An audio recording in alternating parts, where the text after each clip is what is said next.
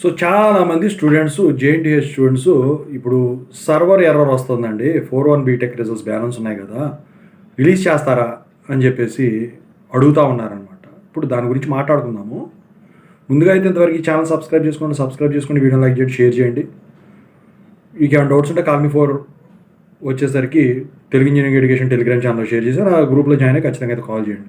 దీంతోపాటు English engineering education, JNTU university updates channel, software course workshop channel కూడా ఖచ్చితంగా subscribe చేసుకుని మీకు ఉపయోగపడుతుంది.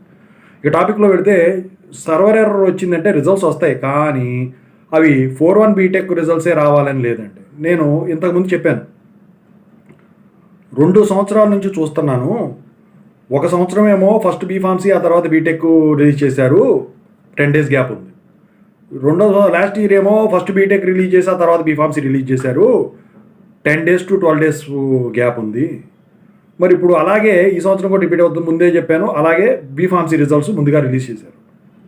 అయితే మరి ఈ రిజల్ట్స్ ఎప్పుడు వస్తాయి?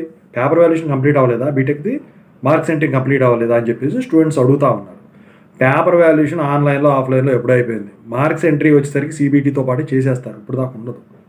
మార్క్స్ వెరిఫికేషన్ ప్రాసెస్ కంప్లీషన్ ఏదైతే ఉంటుందో అదొక్కటే బ్యాలెన్స్ ఉంటేనే ఈ సర్వర్ లింకులు అనేవి వదలరు అనమాట. అది కూడా కాకుండా ఇప్పుడు సెట్స్ టైం అన్నీ కూడా, సో ఆ పని చూసుకోవాలి.